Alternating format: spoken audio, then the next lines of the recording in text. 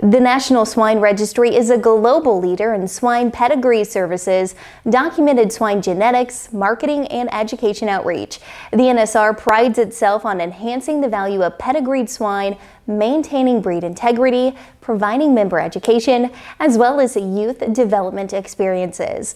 The National Swine Registry, also known as the NSR, is the Swine Pedigree Association for the purebred Duroc, Hampshire, Landrace, and Yorkshire swine breeds in the United States. We're located in West Lafayette, Indiana. The NSR represents 87% of the total purebred hog population right here in the United States.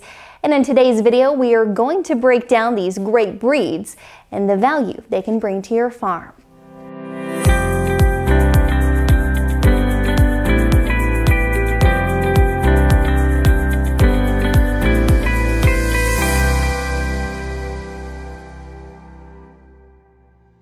We'll start with our breed history journey with the Duroc breed.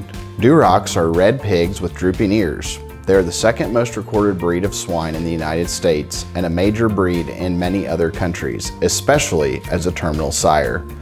Durocs can range from a very light golden, almost yellow color to a very dark red color that approaches mahogany. In 1812, early red hogs were bred in New York and New Jersey.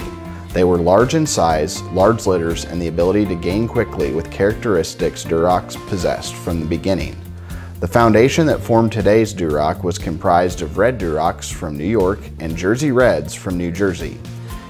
In 1823, a red boar from a litter of 10, whose parents were probably imported from England, was obtained by Isaac Frank of Milton in Saratoga County, New York, from Harry Kelsey. Kelsey owned a famous trotting stallion, Duroc, and Frank named his red boar in honor of this horse. This boar was known for his smoothness and carcass quality. His progeny continued the Duroc name, and many of them inherited his color, quick growth and maturity, deep body, broad ham and shoulder, and quiet disposition. The Duroc was smaller than the Jersey Red, with finer bones and better carcass quality.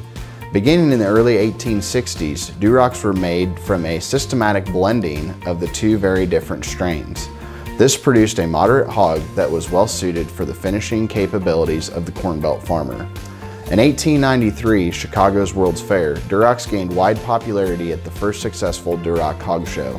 This was only the beginning of the Duroc popularity and the success which continues today. The first organization for the purpose of recording, improving, and promoting red hogs was the American Duroc Jersey Association, established in 1883. No other breed of hogs made more progress in terms of numbers recorded over a period of years. As a result, numerous other recording organizations were formed to accommodate the growth. In 1934, all the groups were united to form one organization named the United Duroc Swine Registry for the sole purpose of recording and promoting the Duroc breed.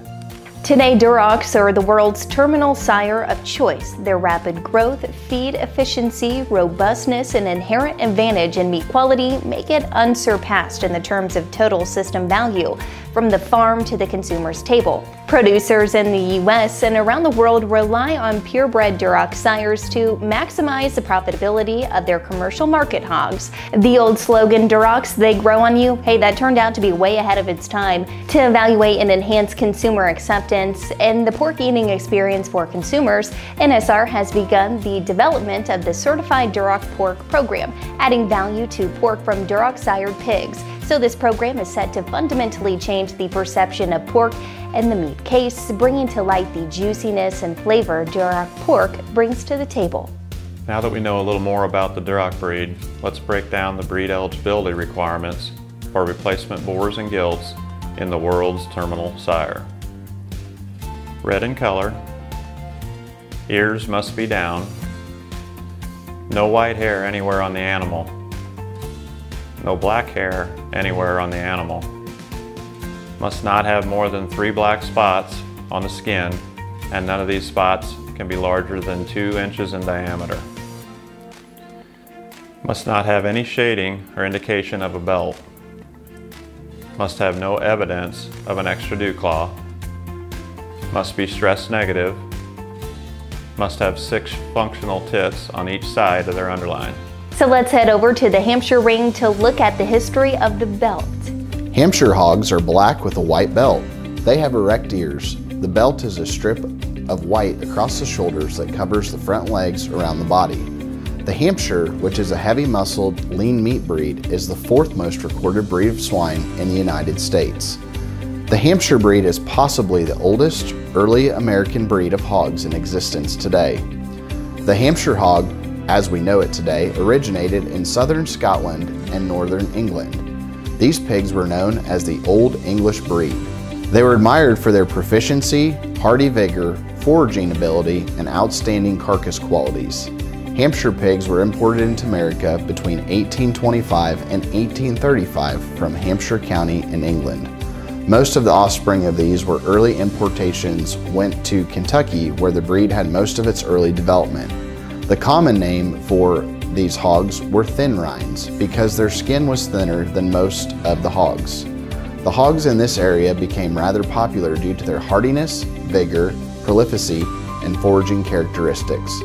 Butchers from Ohio traveled yearly into Kentucky to contract a head for these belted hogs at a premium price.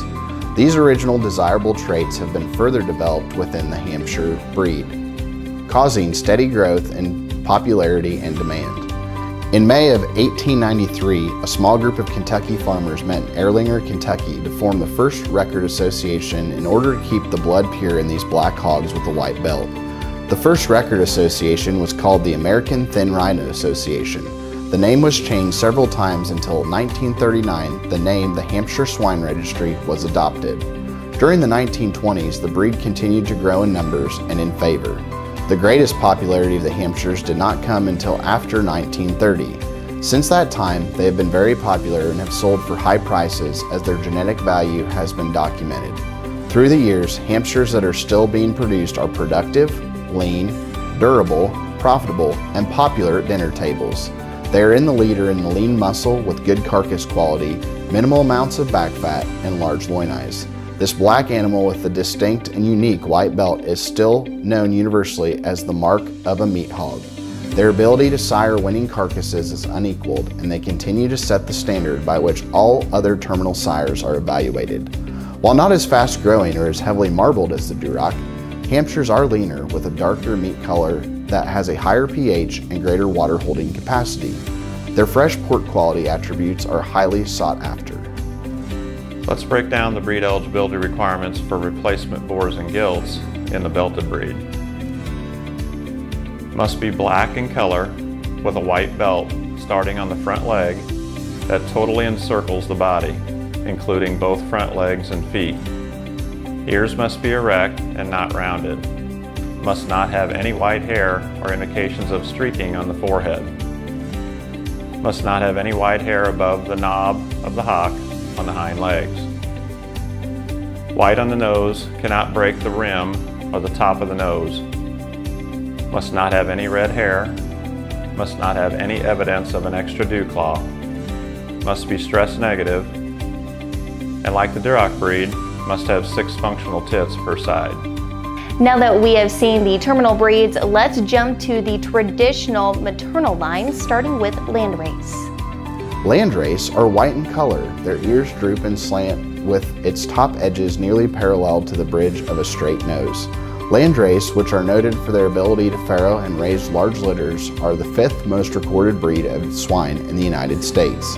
The American Landrace descended from the Danish Landrace that originated in 1895. At that time, the large white hog was brought from England and crossed with the native swine. Following that mating, the Landrace was developed and improved by selection and testing. It was mainly through the use of Landrace that Denmark became the chief bacon exporting country. To protect this position, Denmark refused to export purebred Landrace breeding stock for many years. In the early 1930s, the United States Department of Agriculture entered into an agreement with the Ministry of Foreign Affairs in Denmark for the purchase of 24 Danish Landrace. This stock was to be used for swine research studies at agricultural experiment stations with the stipulation that this breed would not be propagated as a pure breed for commercial use. During the 15 years following the original importation, Landrace were used in numerous comparisons with American breeds. As a result of this work, 4 new breeds have been registered by the Inbred Livestock Registry Association. In May of 1949, the USDA petitioned the Ministry of Foreign Affairs of Denmark to release its restrictions on the propagation of purebred landrace in the United States.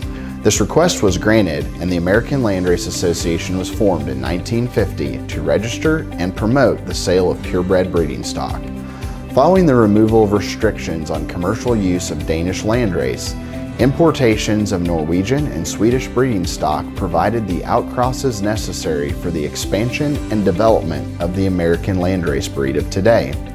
The landrace breed is promoted on its ability to cross well with other breeds, specifically with Yorkshire to make F1 commercial females.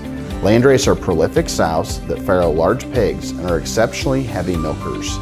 These traits have designated the landrace breed as America's sow herd. Let's break down the breed eligibility requirements for replacement boars and gilts in a breed that every major producer wants in their sow herd, the landrace. They must be white in color with down ears, no color hair other than white, no more than 3 spots of skin pigmentation, which are no larger than 1 U.S. minted quarter, about 1 inch or 2.5 centimeters, must have no evidence of an extra dew claw, must be stress negative, must not have a hernia or rupture, both scrotal or abdominal, must not have hermaphroditism, can't be a cryptorchid, must have at least 6 functional udder sections on each side of the underline. Pin tits and inverted nipples are not considered functional. And our final breed, known as the mother breed, is the Yorkshire. Yorkshires are white in color and have erect ears. They are the most recorded breed of swine in the United States. The modern Yorkshire is very muscular with a high promotion of lean meat and low back fat, in addition to being very sound and durable. The Yorkshire breed was developed in England in the county of York.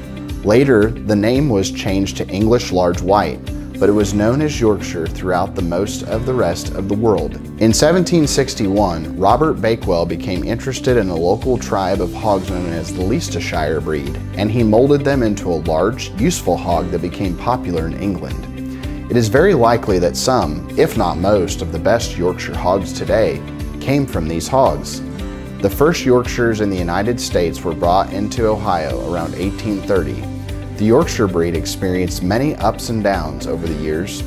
In the 1920s, Morrell Packing Company of Ottumwa, Iowa, and the Hormel Packing Company of Austin, Minnesota, tried to promote Yorkshires to farmers around the area.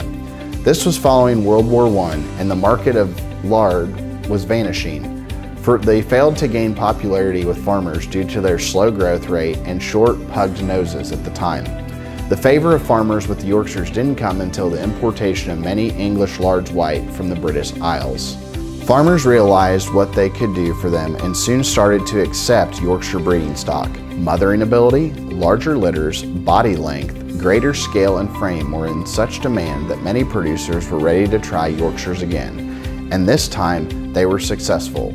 In the late 1940s, there was a period of rapid breed expansion. Yorkshires were also being imported from England, where they were known for having greater substance, ruggedness, and scale. By selection and the use of imported pigs, they met the needs of the pork producer and the demands of the market in the United States. Today, Yorkshires are productive yet more performance-oriented and more durable than ever. The goal of the Yorkshire breed is to be a source of durable mother lines that can contribute to longevity and carcass merit. Yorkshires are mated to landrace females to produce F1 females for commercial production of market hogs. Yorkshire breeders have led the industry in utilization of the Stages genetic evaluation program. From 1994 to 2021, Yorkshire breeders submitted over 665,000 growth and back fat records and over 644,000 sow productivity records. This represents the largest source of third-party accumulated documented performance records in the world. The American Yorkshire Club was organized as a stock company on April 1, 1893 in Minneapolis, Minnesota. The office was first in St. Paul, Minnesota, and was moved to Valparaiso, Indiana in 1948. Upon moving to Valparaiso, the American Yorkshire Club was reorganized and became a membership organization. What an incredible and rich story. Let's go back to the barn to identify what the modern Yorkshire female looks like today. They're very easy to distinguish from a landrace by noticing her erect ears. Other Yorkshire breed eligibility requirements are: must be white in color with erect ears, must not have any color hair except for white, must not have more than 2 pigmentation spots larger than a U.S. minted dime, about 3/4 inch or 2 centimeters, or 1 pigmentation spot larger than a U.S. minted quarter, about 1 inch or 2.5 centimeters.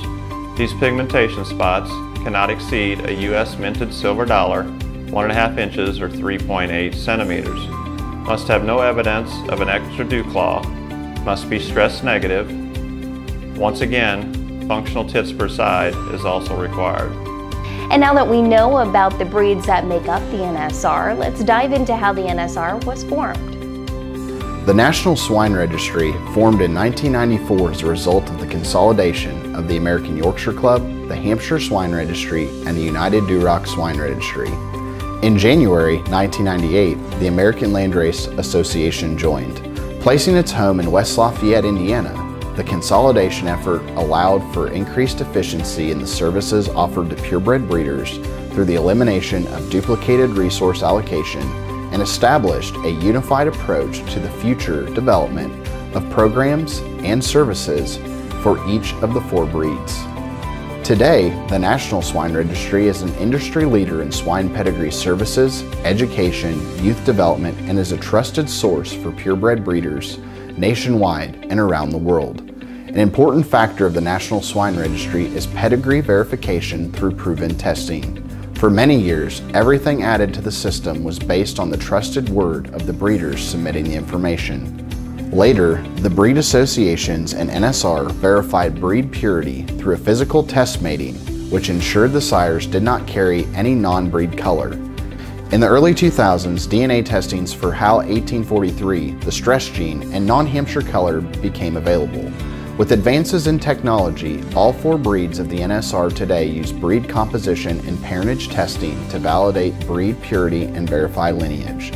The NSR strives to provide the highest integrity of each purebred pedigree through parentage testing, stress testing, and breed composition testing. For more information regarding the testing processes, please contact the NSR's VP of Genetics and Technology. Here at the National Swine Registry, we are proud of our dominant 4 breeds: Duroc, Hampshire, Landrace, and Yorkshire. To become more involved with the NSR or the NJSA, please visit www.nationalswine.com or contact any staff member today.